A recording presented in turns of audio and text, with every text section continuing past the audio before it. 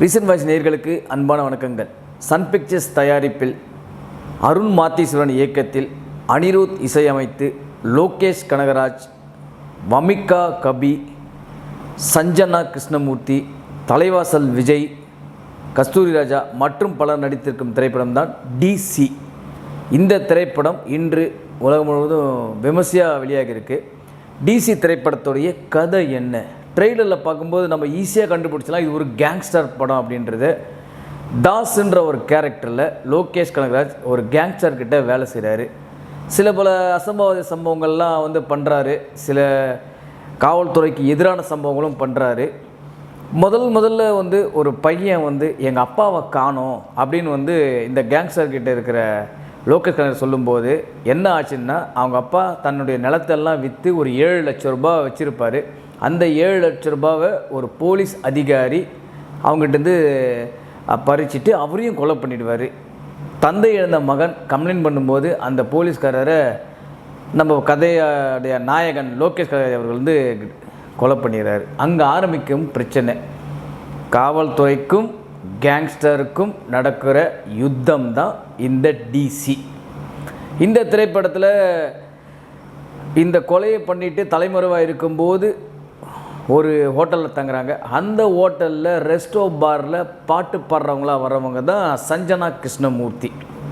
அவங்க இவங்ககிட்ட ஷேர் பண்ணுறாங்க. நிறைய விஷயங்களை இவங்க கொஞ்சம் பழக்கம் ஏற்படுத்தி ஷேர் பண்ணுறாங்க. ஷேர் பண்ணும்போது காவல்துறை கண்டுபிடிச்சி என்கவுண்டர் பண்ண வரும்போது தெரியாமல் அவங்க இறந்துடுறாங்க. அவங்க ஒரு கதையை சொல்கிறாங்க. இவங்ககிட்ட தன்னுடைய வாழ்நாளில் கதையை சொல்கிறாங்க.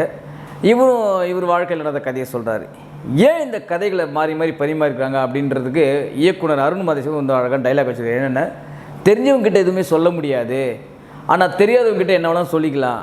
ஏன்னா நம்ம திரும்பி பார்க்க போகிறதில்ல, நம்ம திரும்பி பழக போகிறதில்ல. அதனால் நம்ம தெரியாதவங்ககிட்ட சொல்லிக்கலாம் என்ன வேணாலும் அப்படின்றது. அந்த டைலாக் உண்மையிலேயே வரவேற்கத்தக்க ஒரு டைலாக் தான். ஏன்னா தெரிஞ்சவங்ககிட்ட சொன்னோன்னா நாளைக்கு எதனா ஒரு இஷ்யூனா கூட நீ அப்படிலாம் இருந்தியே, நீ இப்படிலாம் இருந்தியே, நீ யோக்கியமா அப்படின்ற மாதிரி சொல்லுவாங்க. அவங்க எல்லாருமே தெரியும். ஆனால் முன்ன பின்ன தெரியாத, முகம் தெரியாத, ஏதோ ட்ராவல் பண்ணும்போது ஒருத்தர்கிட்ட ஷேர் பண்ணும்போது ஏன்னா நம்ம வாழ்க்கையில் அவங்க அடுத்த தடவை நம்ம எப்போ பார்ப்போன்னு தெரியாது. இல்லை வாழ்க்கையில் ஒருத்தர் இன்றைக்கோ ஒரு நாள் சந்திக்கும் போது இது பண்ணும்போது சொல்லுவோமான்றதும் தெரியாது. ஸோ அதனால் முகம் தெரியாதவங்கக்கிட்ட மனசை விட்டு பேசலாம், நம்ம இதோட பழக்க போகிறதில்ல அப்படின்னு சொல்கிற விதத்தில் அது ஏற்றக்கூடிய ஒரு விஷயமா இருக்குது. இந்த படம் முழுக்க ஃபுல்லாக ஆக்ஷன் தான் சார். டம்மு டிம்மு கத்தி குத்துறது, கன் ஷூட்டு தான் சார் படம் முழுக்க. இங்கே தான் படம் முழுக்க கன் ஷூட்டு, கத்திலே குத்திக்கிட்டே இருக்காங்க சார், கன்று ஷூட் பண்ணிகிட்டே இருக்காங்க சார். என்ன சார் எல்லாம் செத்துக்கிட்டே இருக்காங்க படம் முழுக்க அப்படின்னு சொன்னால் கூட, பட் ஆனால் அதை இன்ட்ரெஸ்டிங்காக கொண்டு போன விதம் அருமை. ஏன்னா அதில் உண்மையை பாராட்ட வேண்டிய விஷயம் என்னென்னா, பிரசன்னா ஜிகேவுடைய எடிட்டிங்கை நம்ம பாராட்டி ஆகணும். கரெக்டாக ஆடியன்ஸுக்கு சார் இது ஃபுல்லாக கேங்ஸ்டர் ஃபைட்டு அப்படின்னு இருந்தால் கூட ஆடியன்ஸுக்கு போர் அடிக்கூடாத விதத்தில் கொண்டு போயிடுற விதத்தில் உண்மையிலே எடிட்டர் அவர்களை பாராட்டியே ஆகணும். அதே மாதிரி இன்னொரு பெரிய ப்ளஸ் என்னன்னா, அனிருத்தோடைய பின்னணி இசை தான். உங்களுக்கு ஃபஸ்ட்டு ஸ்டார்டிங்லேருந்து படம் முடிகிற வரைக்குமே அவருடைய இசை இன்னொரு பிக் போனஸ் அப்படின்னு சொல்லலாம். ஏன்னா அந்த படத்தில் பாட்டு இல்லை. நல்ல வேலை உங்களுக்கு தெரியும், அனிருத்னாவே ஒரு பாட்டு போடுவார். ஒரு பயங்கரமான ஒரு 2-3 பாட்டு இருக்குமே சார், டான்ஸ் ஆடுற மாதிரி ஒரு ரீல்ஸ் போடுற மாதிரி பாட்டெலாம் கொடுத்துருப்பேன் சார். நான் சத்தியமாக இல்லை. இந்த படத்தில் பிஜிஎம்னு என்னால் கலக்க முடியும் அப்படின்றதில் காட்டியிருக்காரு அனிருத் அவர்கள். இசையும் இந்த படத்துக்கு இன்னொரு மேஜர் ப்ளஸ் அப்படின்னு சொல்லலாம். அதுக்கு அடுத்தது பார்த்தோன்னா இன்னொரு முக்கியமான விஷயம் என்னென்னா, இந்த படத்தில் லோகேஷ் கனகராஜ் முதல்ல ஒரு ஹீரோவை பல படங்கள் இயக்கியிருக்கார். உங்களுக்கே தெரியும்.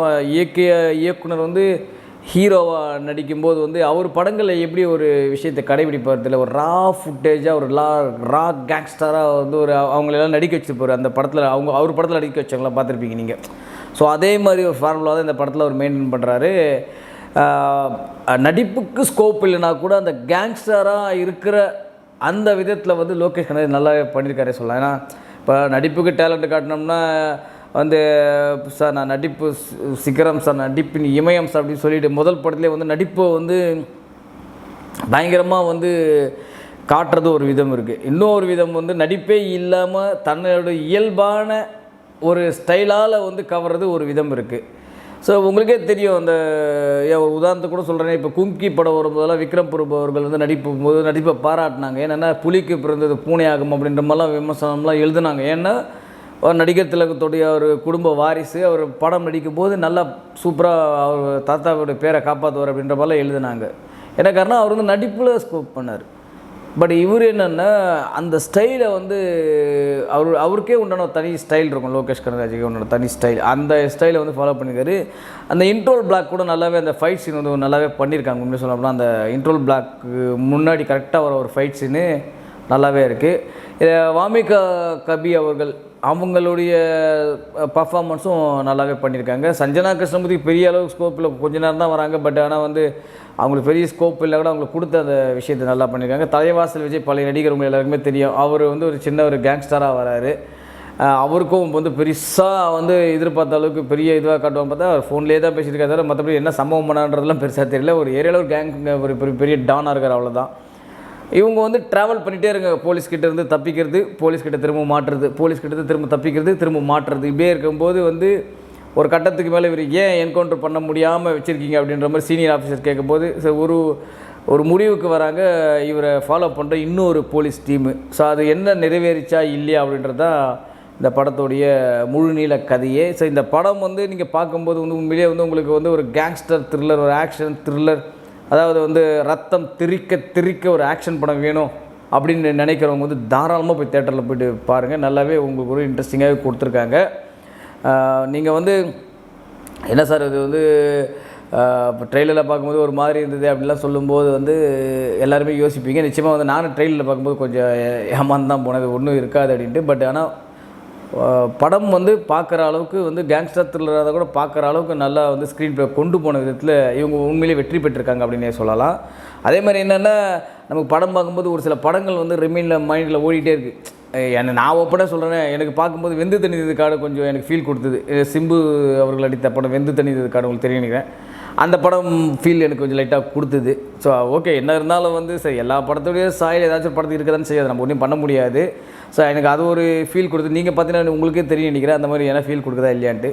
பட் என்ன இருந்தாலும் வந்து ஒரு இன்ட்ரெஸ்டிங்கான ஒரு கேங்ஸ்டர் த்ரில்லர் கொடுத்த விதத்தில் அருண் மாதீஸ்வரன் அவர்கள் வந்து வெற்றி பெற்றிருக்காங்க. என்னை பொறுத்த வரைக்கும் நான் கேட்டேன், நீங்கள் வந்து பர்சனலாக நீங்கள் உங்களுக்கு பிடிக்காத வேறு விஷயம். பட் என்னை பொறுத்த வரைக்கும் கேட்டிங்கன்னா வெற்றி பெற்றிருக்கார். சில நெகட்டிவ் விஷயங்களும் இருக்குது சார். கதையே பெருசாக இல்லாமல் வந்து வெறும் சும்மா வந்து ஃபைட்டை நம்பியே படம் எடுத்திருக்காங்க சார் அப்படின்ற மாதிரியும் ஒரு ஃபீல் கொடுக்க வைக்குது. ஏன்னா அது உண்மை தான். ஏன்னா சார் இதில் படத்தை என்ன கதையே நமக்கு பெருசாக இல்லையே. இவங்க மட்டும் போகிறாங்க, கேங்ஸ்டராக இருந்தார், உடனே வந்து சுட்டுகிட்டே இருக்காங்க, போயிட்டே இருக்காரு, அங்கே ஒரு ஹீரோயினை காப்பாற்றுறாரு, அப்புறம் இங்கே ஒரு ஹீரோயின் செத்து போயிடுது, அவர் நினச்சிக்கிறாரு, இப்படின்ற மாதிரி கதையே இல்லாமல் ஒரு இது கொண்டாட்டத்தில் போனால் கூட பட் இந்த ஆக்ஷன் த்ரில்லராக கொடுத்த விதத்தில் வந்து ஓகே, அதில் வேணால் நம்ம அக்செப்ட் பண்ணிக்கலாம். இப்போ நீங்கள் இவர் எடுத்த படமே சொல்ல, விக்ரம் படம் இடத்துல நீங்கள் செகண்ட் ஹாஃப் ஃபுல்லாக ஃபைட்டாக தான் இருக்கும். செகண்ட் ஹாஃப் ஃபுல்லாகவே ஃபஸ்ட் ஹாஃப் வந்து ஒரு மாதிரி போனால் கூட செகண்ட் ஹாஃபில் ஃபைட்டே தான் போயிட்டுருக்கும், நீங்கள் கவனிச்சிருப்பீங்கல்ல.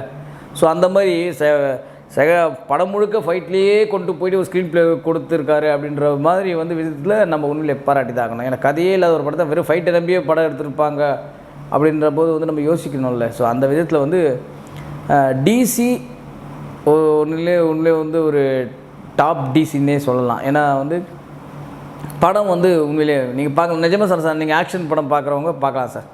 எனக்கு ஆக்ஷன் படம் ரொம்ப பிடிக்கும், நல்ல ஒரு ஹாலிவுட் தரத்தில் ஒரு ஆக்ஷன் படம், ஒரு கன் ஷூட்டு, ஒரு கேங்ஸ்டர், ஒரு போலீஸுங்க துரத்துறது, இந்த மாதிரி விஷயங்களை வந்து பிடிக்கும்னு நினைக்கிற ஆடியன்ஸு நிச்சயமாக போய் தேட்டரில் படம் பாருங்கள், உங்களை ஏமாற்றாது. இது என்னுடைய கருத்து.